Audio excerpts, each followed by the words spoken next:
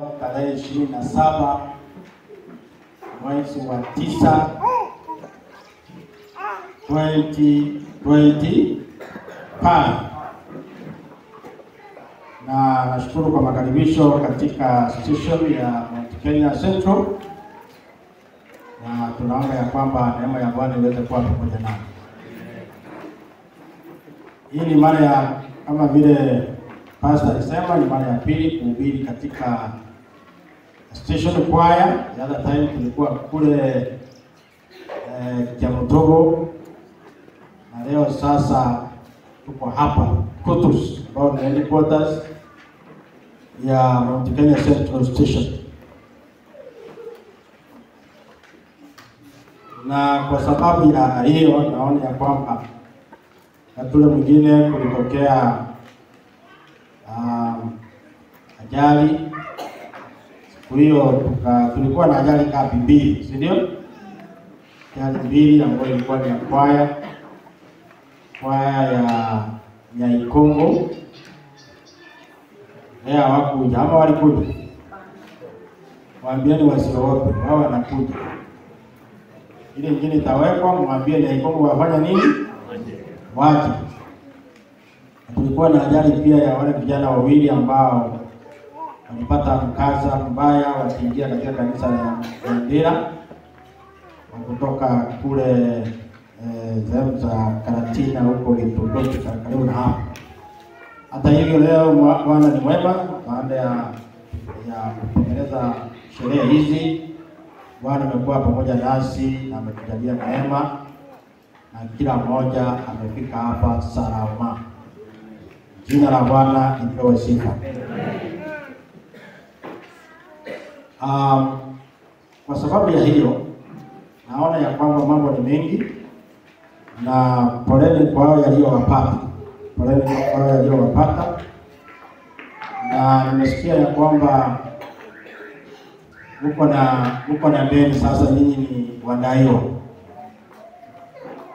Kulingana na vile station alisema hapo, mtu anajitoa sadaka, na kama hana sadaka lazima akombolewe, aokolewe gerezani, awekwe mahali ambapo kuna mwangaza, at least maisha yake isome. Basi mimi nawashukuru kwa sababu ya kuja leo, licha ya matatizo leo wakumba, na kwa neema ya Bwana nitalipia station choir hiyo deni. Amen. Ya 10,000. Amen. Hiyo ingine itabaki, Mungu atawasaidia kujua vile mtafanya nayo. Asante sana. Sasa baada ya kusema hayo, ni ya kwamba hiyo nyingine ni ya kwamba ayawi mwishowe, hiyo ni mithali. Ayawi mwishowe huwa.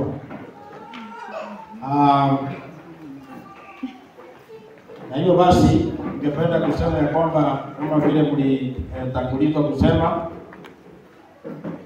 kanisa letu la Waadventista wa Sabato, mnajua ya kwamba tulianza uchaguzi kuanzia makao yetu makuu ya kanisa hili kule St. Louis, Missouri ama Missouri, mwezi wa 7. Mwezi wa 7 huko ndio tulianza, na tukaweka viongozi ambao ni wa kanisa hili na masalio kwa muda wa miaka 5, na tukaja tena tarehe 25 huko tena mwezi wa 8 tukaweka viongozi wengine ambao ni wa division, nao pia tukaweza kuwaweka.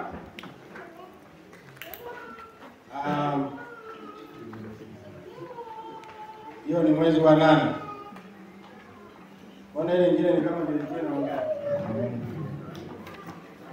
Alright. Okay.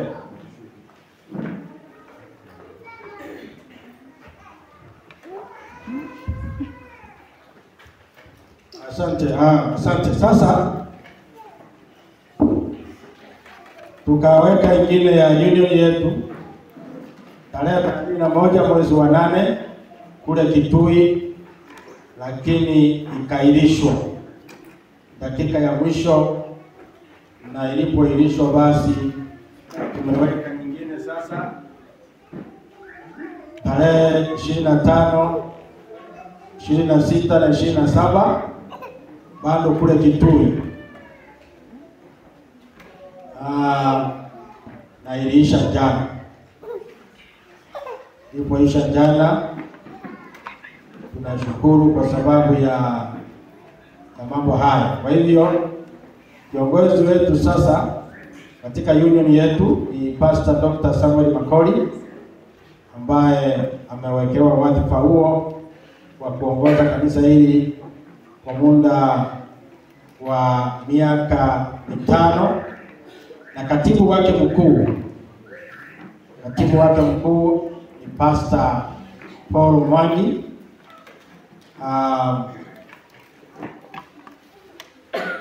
Ndiye aliyekuwa president wa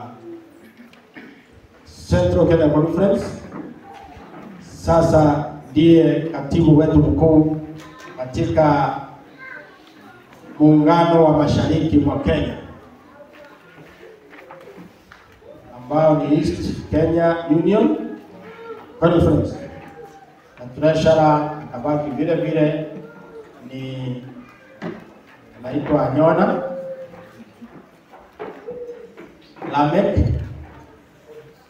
na associate treasurer Lea Kituru ambaye alikuwa chief accountant pale union. Lea Kituru sasa ndiye associate treasurer wa union. Halafu ministerial secretary baada ya ule aliyekuwepo Richard Nyakero, ulikuwa mnamuona katika ordination kustaafu, basi aliyeingia sasa anaitwa Pastor Dr. William Ongaga, ambaye aliyekuwa president kule Nyamira Conference. Na baada ya hapo kuna Pastor Ministries alirudi, aliyekuwepo anaitwa Pombe Stephen. Education Director aliyekuwepo alirudi, anaitwa Joyce Chemis. Stewardship alirudi, aliyekuwepo anaitwa Faxad Kiolele. Communication aliyekuwepo amerudi, Dr. Karen Wambita. Na VOP ambayo imewekelewa sasa itakuwa na pamoja na Sabbath School amerudi, aliyekuwepo anaitwa Joel Mopeo kutoka South Nairobi Kajiado Terot. Na yule mwingine ni kiongozi wa chaplaincy Dr. Ernest Nyakina, bado amerudi, ndiye anashikilia idara hiyo ya chaplaincy. Halafu kiongozi wa kina mama Sibia Mijenda amerudi tena, na finally kiongozi wa vijana aliyechagua sasa ni Pastor Kadolima Kengo. Basi kwa sababu Pastor Kadolima Kengo alikuwa hadi hapa, manake ndiye alikuwa kiongozi wa vijana katika eneo ya Northeast Kenya, pamoja na education, pamoja na music, aliyochaguliwa hapa na mkutano kule Nairobi siku ya leo na kesho. Na hivyo basi aliyemtuma hapa, ambayo hizo idara zote mimi nasimamia na watuma. Najua ukiona uliona kuna mtu alikuwa anaingia kwa baadhi zamani, alikuwa anakata, anaangalia receipt kama ulishapewa receipt. Ulimuona? Alikuwa anaingilia mahali, anaenda kiangalia receipt, na akiona receipt zote ziko sawa anashuka. Huyo mtu hakuwa tu mtu hivi. Anakuwa mtu hata dereva akisema siendeshi gari tena, yeye ni dereva. Asante. Yeye ni dereva. Kwa hivyo sasa Pasa Gitoka mimi sikutuma na Kiengo. Mimi nilikuwa ndio nimetuma Kiengo. Amen. Amen. Kwa hivyo mimi nimeona ya kwamba ule niliyetuma hayuko, ama baada ya kumtuma kwingine nikaona nijilete mwenyewe. Amen. Amen. Ama naona gani? Kutumana uone Mungu anasema wewe unajua niko na malaria, namwambia nitaenda mwenyewe. Ndio maana leo nimepatikana hapa kwa sababu hizo ambazo hazingeweza kuepukika. Hivyo basi tunashukuru kwa sababu ya kwaya, kwa sababu ya siku ya leo ni siku ya nyimbo, adjudicator wetu hapa, the advisor, the station director na wote washikadau ambao wako hapa. Bwana atujalie neema tunapoendelea kuweka mikakati mingine tena kwa miaka mingine mitano. Bado sasa tunaendelea kuandaa session ambayo ni ya Northeast Kenya Field, ambayo kama tarehe hazitabadilika imeratibiwa kuwa tarehe 11 mwezi wa 11 2025. Hapo sasa tutakutana mahali ambapo tutawaeleza baada ya notice, na wote watakutanika pale ili tuweze kufanya session yetu hapa na tuweke viongozi watakao tuongoza kwa miaka mitano. Amen. Amen. Asante.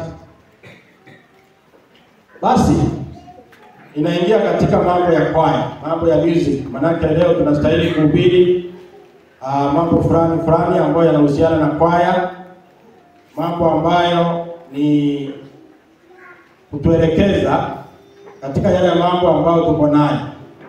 Kama vile mmoja wao amesema tutakuwa tunaimba. Mimi nikishahubiri ningependa iwe ni siku ya nyimbo. Saa 8 tutaendelea kuimba ama namna gani? Jioni tuimbe, tumwimbie Bwana, tumsifu Bwana na jina la Bwana lipewe sifa. Kitabu cha Kumbukumbu la Torati ndio tutasoma baada ya kuomba. Tunaomba. Baba mtakatifu wa mbinguni, tunakushukuru kwa sababu wewe ni Mungu mkuu. Tunapofungua maandiko matakatifu uwe pamoja nasi. Tujalie neema yako kwa jina la Yesu tumeomba. Amen. Kitabu cha Kumbukumbu la Torati ambao tumesomewa 31 mstari wa 19. Kumbukumbu la Torati 31 mstari wa 19. Mimi mtu atakuwa ananisomea lakini kwa hiyo nitasoma. Basi sasa jiandikieni wimbo huu, uwafundishe wana wa Israeli, kawatie vinywani mwao, ili uwe shahidi kwangu wimbo huu juu ya wana wa Israeli. Fungu hilo linatuonyesha kwamba wimbo unaandikwa. Unafanya nini? Unaandikwa. Mbeleni nilikuwa nasikia kuna watu hao wa kiroho walikuwa wanasema nyimbo zao wanaota. Nalala usiku unaota wimbo, unaota wimbo. Ukiamka asubuhi unafanya nini? Na ndio maana nyimbo zao manake ni za kuota. Silikuwa na maneno ambayo mengine ni magumu.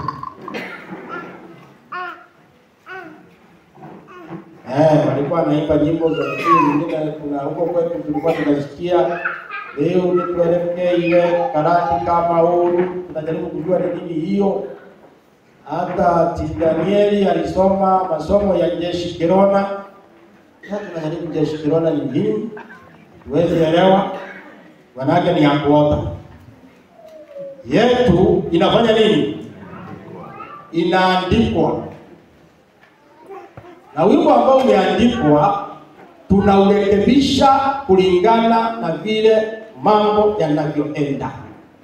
Kuna nyimbo tayari tunaimba zinahitaji kuandikwa tena ama kusahihishwa. Moja wapo ni wimbo namba 8 unaosema tupe moto wa nini? Wa uhai. Stanza ya pili nasemaje? Wapi roho? Tuimbe stanza ya pili. Wapi roho liliokaa moyoni mwa Ibrahimu, kadhalika ndugu Paulo aliwezeshwa na moto. Sasa wimbo huo unastahili kuandikwa tena. Badala ya kusema wapi roho iliyokaa, tuseme wapi roho aliyekaa. Maana sasa kulingana na theolojia wa Adventista wa sababu roho huyu ni mtu, sio kitu. Wapi roho iliyokaa moyoni mwa nani? Mwa Ibrahimu. Aliye fanya nini? Aliyewa hapo tunasema Mungu wadhani kuangalianga ni mwenyewe. Moyoni mwa Ibrahimu.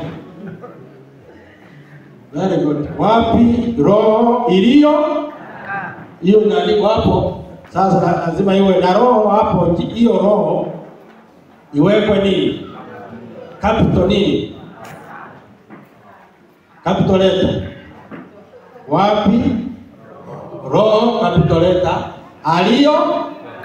aliyekaa moyoni mwa nani? Mwa Ibrahimu. Maana waliongozwa na roho wa Mungu, ambaye roho huyo ni mmoja wa Utatu Mtakatifu. Kwa hivyo nyimbo zina nafasi kubwa sana katika maisha ya watu, na kulingana na Biblia inasema watoto wafundishwe ili nyimbo hizo ziweze kuimbwa kulingana na vile ambavyo Mungu angependa ziweze kuimbwa. Kitu kimoja kilinivutia katika kanisa la Waadventista ni vile Waadventista walivyokuwa wanaimba nyimbo kwa ufasaha, wakitamuka kila neno vile linastahili kutamkwa.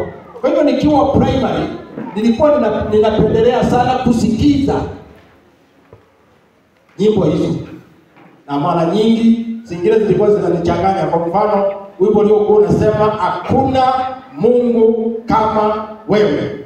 Sasa nikashindwa, sasa kama hakuna Mungu kama yeye, hiyo si madharau. Mwishoni ndio nikagundua hakuna Mungu kama wewe inamaanisha there is no God like you. Nani? Lakini unajua hapa kwetu tukisema hakuna mtu kama wewe, si ni matusi. Kuna mtu kama wewe bure kabisa. So lakini hii ni positive. Hii ni positive. Kwa hivyo ni ya maana. Kwa hivyo inasema ya kwamba leo tunapokusanyika hapa tunastahili kujua ya kwamba nyimbo zinaimbiwa Mungu. Atuimbii nini? Wanadamu. Hasa nyimbo za kanisa tunaimbia nani? Hata kuna watu wanasema tunaita kwaya moja hapa ituimbie wimbo mmoja. Unaimbiwa kama nani? Wakuimbiwa ni nani? Ni Mungu, na watu wote waseme amen. Kitaka kuona hasira ya Bwana, wewe kaa hapo uimbiwe. Ndio utagundua Mungu ako na hasira. Wacha nyimbo zote ziimbiwe nani? Ziimbiwe Mungu. Basi na wimbo ukiimbwa, wale watu wanaosikiliza nyimbo hiyo lazima waitikie na waseme amina. Vile imeimbwa tumekubali.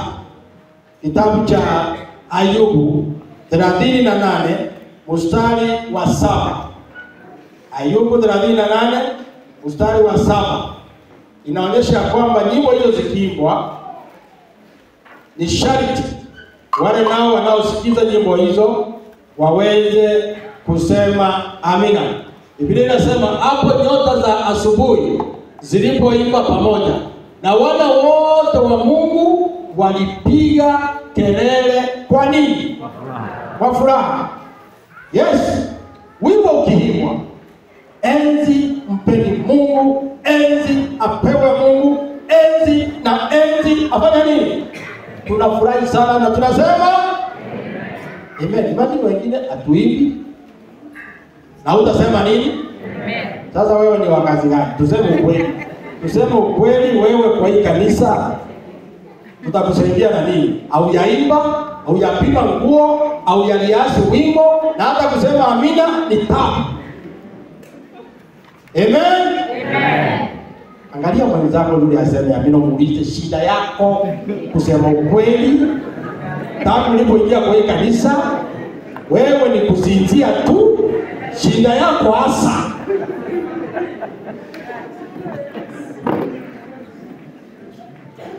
Unajua nyimbo ni za ibada. Nyimbo ni za ibada. Daudi alipanga kwaya siweze kuimba kanisani kwa sababu ya ibada. Katika kitabu cha Mambo ya Nyakati wa Kwanza 15 mstari wa 16. Nyimbo ni za ibada. Kwanza kuna wimbo napenda sana, nasema wasiimbe wao wasiofanya nini? Yes, wakae wamenyamaza. Kama ukiona mtu tunaimba nyimbo na hayaimba, usimchukulie vibaya. Ni kuamini yafanya nini? Ayaamini. Wasiimbe. Na hivyo iko hivyo. Hapo ndio sio hiyo. Kitabu ambacho kinasema hiyo wa Mambo ya Nyakati wa Kwanza 15 mstari wa 16. Okay. Mambo ya Nyakati wa Kwanza 15 mstari wa 16. Biblia inasema Mambo ya Nyakati, okay. Kisha Daudi akamwambia mkuu wa Walawi kwamba awaagize ndugu zao waimbaji pamoja na vyombo vyao vya kupigia ngoma, vinanda na vinubi na matoazi, wavipige na kupasa sauti kwa furaha. Nyimbo lazima siimbwe na vitu fulani. Unajua music. Unaposikia hiyo jina music, lazima ujue ni nini inaitwa music. Maana kama hujui music ni nini, utakuwa na tabu. Utakuwa na tabu. Nyimbo ni music. Unajua kule kwetu Meru sasa sisi hatuimbangi nyimbo za dunia. Utasikia Wameru, lakini ukienda Kikuyuni, wende Wakapa, kuna kalenda fulani walinyakuanga zamani. Kabla wayaimba wimbo yote nasikia kabla hata wimbo uyawekwa maneno tayari, hata mguu ukiwa kwa watu unaanza kupiga gani. Na ngoma bana. So kulingana hapa fungu hili nasema vyombo vya kupigia ngoma lazima ipiwe ngoma ili ujue hili ngoma. Alafu vinanda na vinubi na matoazi. Unajua ukienda kwa orchestra ama nyimbo ambazo zimepangwa vizuri, hata wewe mwenyewe utakuwa unasimama na kusema Bwana anastahili sifa. Amen. Zikiwa zimepangwa vizuri, maana nyimbo number 1. Nyimbo, music number 1 is a universal language. Ni lugha ya ulimwengu mzima. Wewe unajua maneno ama hujui maneno? Sisi hata mimi nikiwa kule kwetu nyumbani nilishajua nyimbo za Wajaluo hata bila kujua ni nini wanasema. Bila kujua ni nini. Poro maro. Mpaka mwisho niliuliza poro maro ni nini, ndio niliambiwa baadaye. Lakini kabla sijajua poro maro, hiyo poro sawa hapo. Manake it is a universal what? Language. Tuliimba. Ukitaka kujua lugha za watu zinapitia nyimbo. Hata Kiingereza tulifundishwa so that nice and hata tujui ni nini Mr. Do, lakini sawa. Kiingereza tunaimba hapo. Mafrekani. Namba atujui hata ni nini, wewe tenere. Mafrika. Hata mwisho ndio tuliambiwa sio Afrika. Unaambiwa ni public band. Lakini mbele Afrika. Unajua tutaki kujua hata ni nini kwa hapo. Bora hiyo wimbo inaleta shangwe. It is a universal language. Number 2, is vibrant core of the inner being. Hiyo wimbo ina vibrate moyo ya mwanadamu mpaka ndani. Wewe mwenyewe unasikia shangwe zinatoka ndani. Maana music inastahili ikukuze mpaka uanze kusikia raha kutoka ndani. Basi kazi yake ni nini? Ina shape thoughts and emotions. Kazi ya wimbo ni kushape thoughts and what? Emotions. Ukiimba nyimbo mbaya unaletea watu tabia mbaya. Lazima nyimbo ziwe ni nzuri ili ziweze kushape mawazo na pia ziweze kushape hisia za watu. Namba 2, inaleta uponyaji. It's a therapy. Ukiweka music, ukiweka nyimbo nzuri, zinakurudisha moyo, usingizi unakuja wenyewe. Na mara nyingi watu wengi wafundishaji hawasikizani music wakiwa wamefungua macho, wanafunga macho ili ingie na masikio vizuri na usingizi inakuja. Boost immune system. Ukianza kusikiza muziki, immune system inafanya nini? Inakuwa boosted. Wewe kuzeeka haraka. Na ndio unaona wazee wengi, wakina mama wengi wanaoimba wanakaanga vijana 24/7 kwa sababu ya kuimba. Number 4, enhance feelings. Inaletanga msisimuko wa aina yake kwa sababu ya nyimbo hizo. Na kwa sababu nyimbo, ukianza kusikiliza nyimbo, kuna vitu inasema. Na ndio maana wale watu wanachagua nyimbo hapa, lazima mhubiri apeane wimbo. Mhubiri ndiye anapeana wimbo, anasema tutaimba wimbo namba fulani na tutamalizia na wimbo namba. Usikubali wanakwaya akuwekee wimbo wao, maana na wao ni wajanja kivyao. So pastor mmoja anahubiri anasema, kama ningelikuwa na uwezo ningechukua pombe yote nimwage kwa mto. Ningekuwa na uwezo bangi yote ningetupa kwa mto. Ningekuwa na uwezo miraa na mwoka yote kwa mto. Akimaliza kikaa chini, wanakwaya anasimama anasema, tukutane, tusimame na wimbo nao sema tuonane mtoni. Tuonane mtoni. Mahali vitu vinamwaga. Tuonane wapi? Nesi kama amenipa. Sasa imagine wewe umeshahubiri vizuri, wanakwaya amesimama, amesema tuonane wapi? Mtoni. Mahali kuna nini? Mahali kuna pombe, mahali kuna sigara, na miraa, na mwoka. Sasa unaona mahubiri yako yote anakumaliza. Anakumaliza.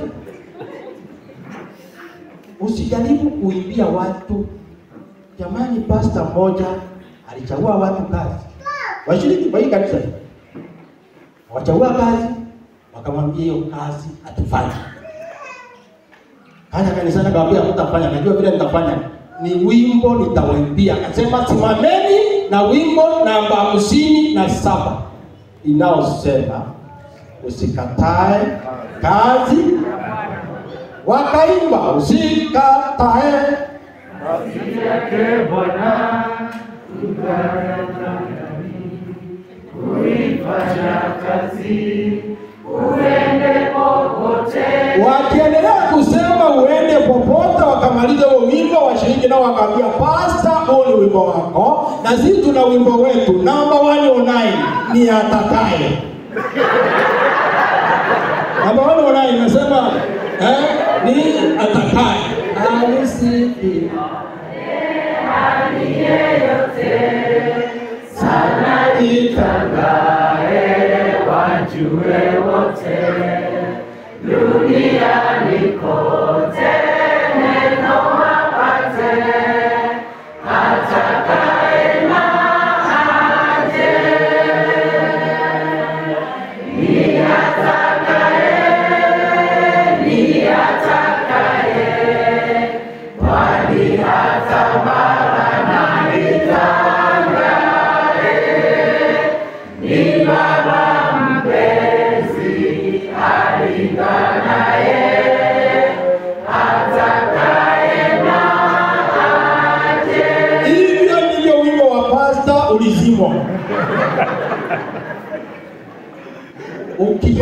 kuletea watu wimbo, nao wanaweza kukuimbia nini?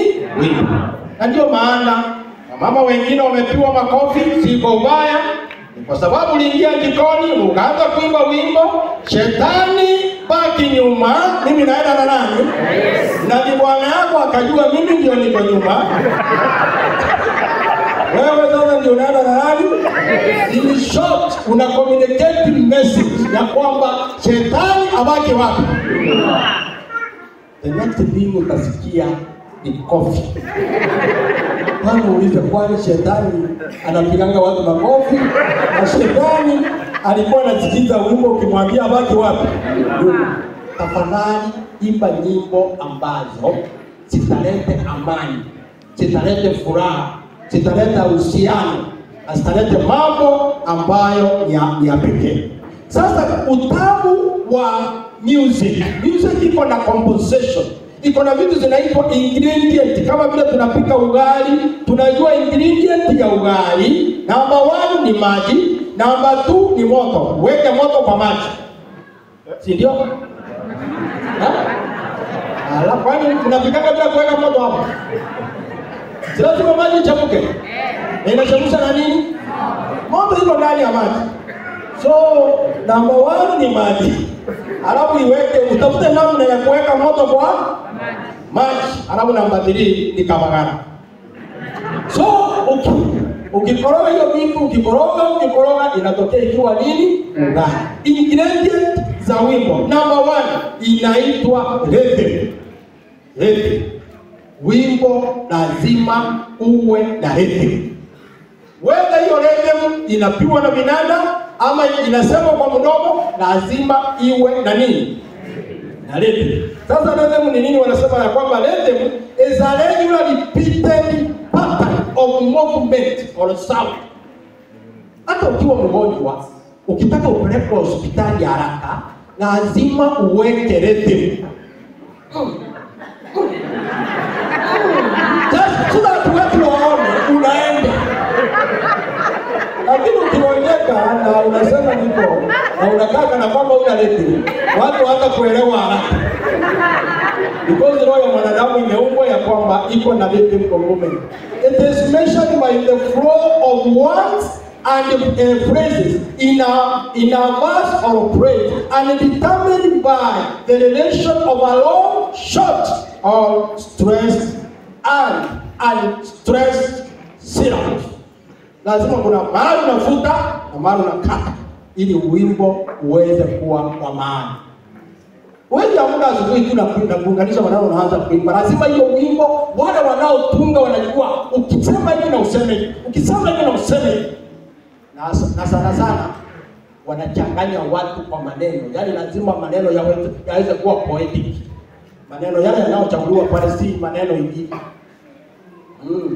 Watu kwa kusema alosema hiyo alosema ni kumaanisha wewe uko dunia nyingine unatamka maneno kinakata. Number 2 inaitwa melody. Kwaya ukiimba hapa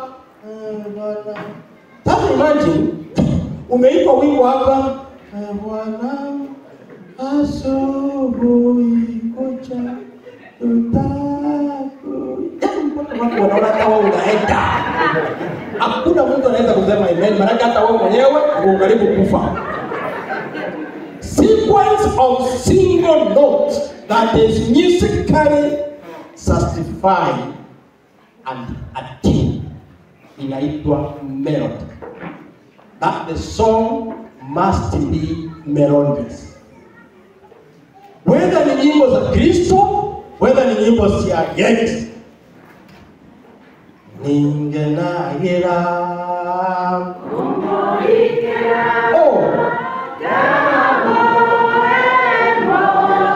unajua ngoja kwanza.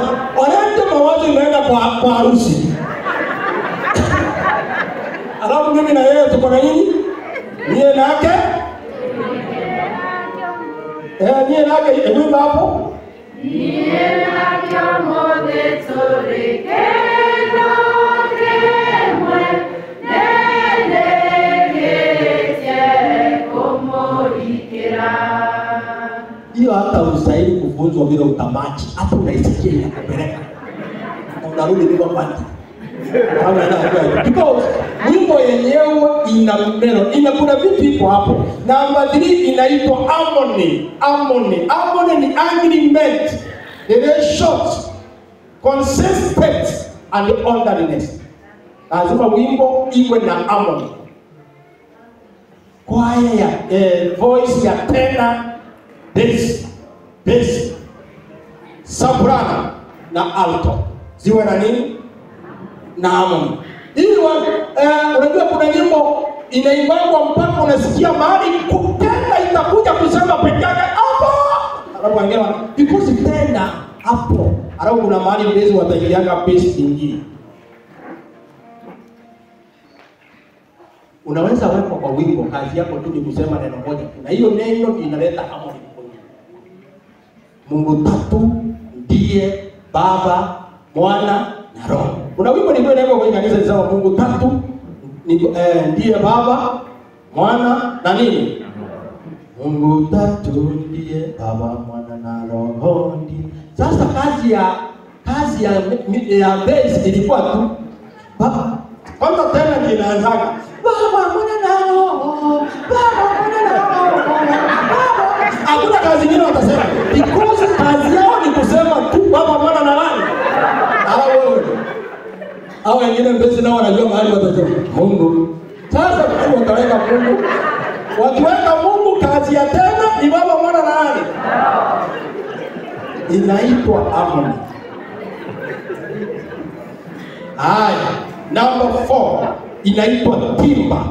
Timbre ama timbre is the character and the quality of the music of sound or of voice as distinct from the pitch or intensity. Timbre. Lazima nao wale wanaopika hii wale wajue kuna mahali timbre itafika na ifanye nini? Iweko pitch. Na ndio mara hapo wengine tunashindana kuimba, maana ukiwekea hiyo pitch sauti yako inakataa kufika. Umekwama. Na walijua watakusulubisha. Walijua. Ya mwisho ni tempo. Tempo is the speed. Kama ni wimbo ya kuingia mahali na unataka kuingia kwa haraka, lazima hiyo wimbo iwe na tempo ya kwenda. Tempo ndio inamovisha roho. The speed of the music, the rate and the speed of motion and activity pace inaitwa tempo. Paka iwe tempo. Kama ni 3-4, si ndio? Ile nyingine ni ngapi? 4. Hawana wakifanya. Kuna mtu atakuja hapa atakuwa anafanya mkono, atakuwa anaifanyia hapa. Lakini anajua kile anafanya. Kwa hivyo tempo. Waadventista tunapoendelea kuimba hizi nyimbo, lazima tujue mambo ni mengi sana katika mambo hayo. That means good music. Number 1, iko na imani ndani yake, iko na ukweli ndani yake, iko na reverence mbele ya Mungu ndani yake, iko na obedience ndani yake, iko na heshima ndani yake, iko na upendo na iko na usafi na iko na ukweli. Faithfulness. Wewe imba nyimbo tu kwa sababu unataka kuimba, lazima ziwe zinaonyesha hiyo wimbo ni ya imani. Wewe kutuimbia nyimbo hapa ya kwamba zote tunaenda kuchoma sasa, soma tuchoma alafu hiyo wimbo hata kama ni mzuri hatutaki kuchoma. So lazima iwe na imani, iwe na ukweli, iwe na reverence, iwe na obedience, iwe na respect, iwe na love, iwe na purity. Maana watu wengine sasa wamekuja wakachukua nyimbo za kanisa wakaanza kuingiza dancing ambazo ni za dunia. Kuna nyimbo zimeimbwa hapa na msanii mmoja wa kule BC, pia anaitwa Empara Baba, asina purity.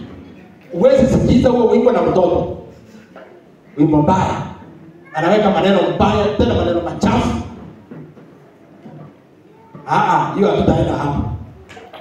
So wimbo lazima isikizwe mbele za Mungu, lazima ilete maendeleo, lazima ilete mambo inaitwa utakatifu wa Mungu. Tukiimba tunasikia sisi tumekaribia Mungu zaidi ya nini? Na jana. Na inaendeshana na occasion. Na lazima iwe artistic. Manake ni art. Alafu mwisho will stand the test of time. Wimbo lazima iwe ni wimbo ukiimba leo, hata kesho na kesho kutwa wimbo huo utakuwa unaweka. Sasa Ellen G. White katika kitabu kinaitwa Patriot and Prophet amesema music was made to serve a holy purpose, to lift the thought to that which is pure, noble, elevating, and awaken in the soul devotion and in gratitude to God. Wimbo ulitengenezwa uweze kutupatia heshima mbele za Mungu. Patriot and Prophet page 594.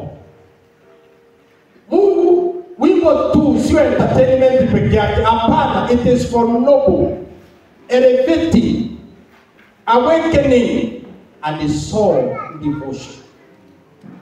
Hiyo ni spirit of prophecy.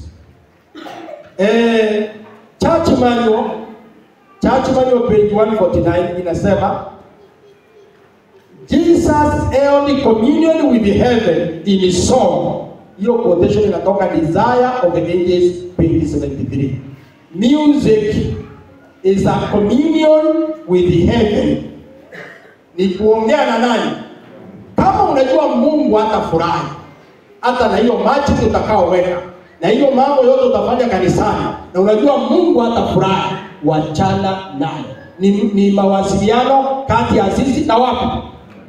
Na mbingu. It is a communion. Hiyo ni kitabu Desire of Ages page 73. Held communion with heaven in song. Ukitaka kukaribia mbingu zaidi, na hata ukitaka kuomba, omba kupitia kwa nyimbo. Maana kuna nyimbo ukisema, ukiimba inakujenga kulingana na ukisho. Ukisema vita si vyetu, ni vya nani? Ni vya Bwana. Hata watu wanajua vita si vya nani, inajenga. Lakini kama utatuletea wimbo unaosema tupiganeni vita sasa, tutajua wewe hauongozwi na Roho wa Mungu. Now, nikimalizia nataka kusema ya kwamba music is one of the highest art. Good music not only give a pleasure but elevate our mind and cultivate our finest qualities. God often that used spiritual songs to touch the heart of sinners and lead the repentance. On the contrary, the basic music, it breaks down, draws us away from the relationship of God. We should exercise great care in the choice of music in our homes, social gatherings, schools, and churches. The music director, you must be intentional in choosing the music. That's why, si kila mtu ataandika karatasi nataka wimbo utampatia. Maana huwezi kujua ni wimbo aina gani na wewe kufanya nini? Wimbo. Alafu inasema nikimalizia statement inasema we should exercise great care in the choice of music in our homes. Any melody partaking of the nature of jazz, rock, related hybrid folks, or any language expressing foolish and trivial sentiment will be shared in SDA Church. Wimbo yoyote inaleta ujinga kanisani. Mwesikia nyimbo za ujinga? Ziki nyimbo za ujinga.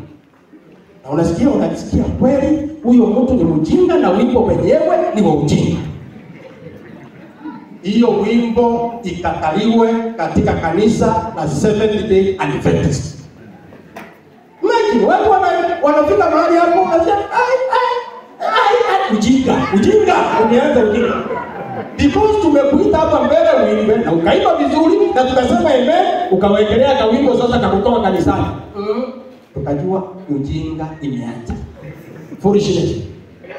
Na ndio maana Biblia inasema ikifika mambo ya ujinga, na Kiingereza kingine hapo trivial statement, yaani statement ziko kwa nyimbo lakini ni za madharau, ni za ovyo, ni za ovyo. Unajisikiza unasema hiyo wimbo ni ya ovyo. Na usituletee nyimbo, hata ndio Biblia inasema kwa kitabu hiki cha Amos, nyimbo za upuzi usilete wapi. Tuleta hapo. Waimbaji tunawaheshimu, lakini ikifika wimbo wa upuzi hata pastor anasimama. Sema kati. Kati nasikia hiyo wimbo ni upuzi. Hapo drum, keyboard, kila kitu lazima iweze kuharmonize na nini. Na katika kanisa la Kiadventista hakuna vile mtapiga vinanda viwe juu ya maneno. Tunataka kusikia kinanda ndio, tunataka kusikia ngoma ndio, lakini lazima pia tusikie maneno ili tuseme haleluya kwa furaha. Bwana asifiwe. Huwezi kuweka kinanda tu huko mbele wacha tusikie kile unasema. Tukishasikia kile unasema tutasema amina. Sasa kuna kitu watu wajui, kitu kinaitwa jazz na rock na pop. Roho ya mwanadamu inapiganga 72 times a minute. Boom, boom, boom. Wimbo yoyote inapiga ngoma zaidi ya 72 inakutoa duniani. Wimbo yoyote. Unaona kama ni Wakikuyu, nyimbo ya Kamaru lazima iwekewe mgita ikimbie more than 170. Kama unafikiria ni nini?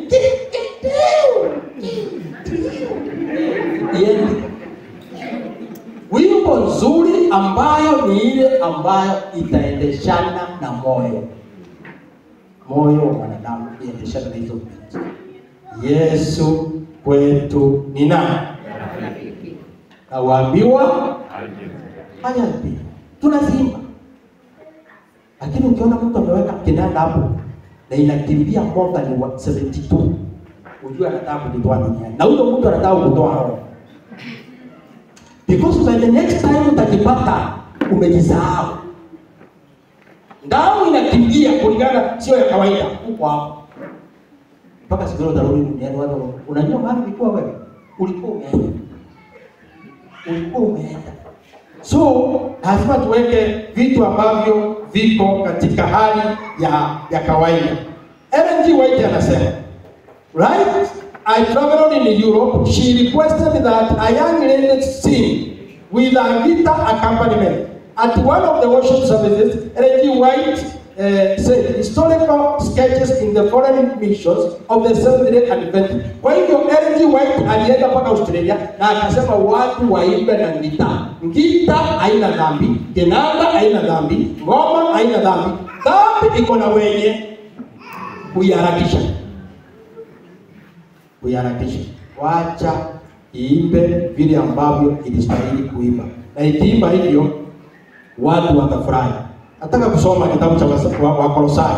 Kitabu cha Wakolosai 3:16. Wakolosai 3:16 inasemaje? Wakolosai 3:16. Biblia kuna kitu inasema. Wakolosai 3 mstari ambao ni wa 16.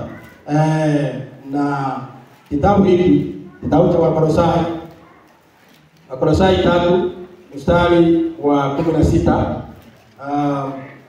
Asante. Mimi Wakolosai iko mbele ya Wafilipi 3 mstari wa 16. Nimeweka. Alright. Inasema neno la Kristo na likae kwa wingi ndani yenu katika hekima yote, mkifundishana na kuonyana kwa zaburi na nyimbo na tenzi za wapi? Huku ukimwimbia Mungu. Ukimwimbia nani? Hata tukimwimbia Pastor Mushiri, si ndio? Tukimwimbia Pastor Kitonga nake, si ndio? Ukimwimbia Pastor Mutugi. Utugitaye wamonire. Ndio ndio tunaambia kumimbia hapo. Ati wamonire.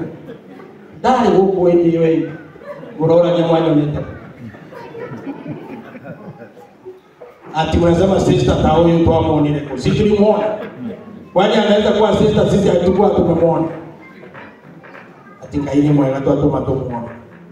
Ndio bwana wimbo lero no mukiurania pasta toyo kwa monete kunane arani huko.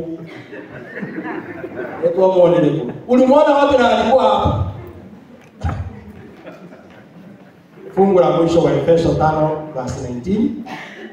Wa Efeso 5:19. Wa Efeso 5:19 ikinasema ya kwamba tunapoendelea kuimba hizi nyimbo na kusifu Bwana, tujuane ya kwamba wa Efeso 5:19 inasema ukisemezana kwa zaburi na tenzi na nyimbo za rohoni huku ukimwimbia na kumshangilia Bwana mioyoni mwenu. It is not a waste of time. Tumekuja hapa, wanakwaya wamepima uniform, ni idara ya maana sana ndani ya kanisa hili. Bila kwaya ibada haijakamilika, na bila nyimbo mbele za Mungu haijakuwa sawa. Kwa hivyo wanakwaya, Mungu awabariki. Mungu awatendee mema. Unapoendelea kuinua mioyo ya watoto wa Mungu katika safari ya mbinguni. Amen. Sisi tusimame.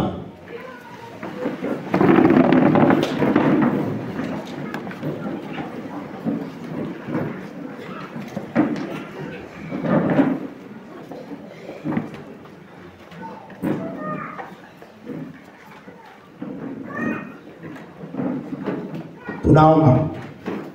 Baba wa mbinguni, tunakushukuru sana kwa ajili ya siku ya leo. Siku ya pekee sana, mahala ambapo kwaya za station hii ya Mount Kenya Central wamekutana hapa kwa ajili ya kusudi kubwa. Sisi kama washiriki tumefurahi, maana leo mioyo yetu itainuliwa karibu nawe. Nyimbo hizi Bwana zitakurudisha mioyo yetu, na tukitoka hapa tutakuwa tumefurahi. Hatutakuwa tumefurahi kwa maana ni sisi tunaimbiwa. Tutakuwa tumefurahi maana tumekusifu na tumekuinua na tumekudekisha katika mambo yote, wewe Mungu wetu wa mbinguni. Baba, kaa pamoja nasi. Kuwa mwenyekiti katika makao haya, ili sifa zote zitakazo miminwa hapa, Bwana neema yako itutoshe siku zote. Tubariki. Jifunue kwetu. Kwaya hizi Bwana zitasimama hapa. Kama tumetenda dhambi, tunaomba utusamehe. Kama tumeenda kinyume cha mapenzi yako, tusamehe. Wacha siku ya leo tukaribie mbingu zaidi ya jana. Kila mmoja wetu akuone na jina lako lipewe sifa sasa na hata milele, katika jina la Yesu tumeomba na hata kuamini. Amen.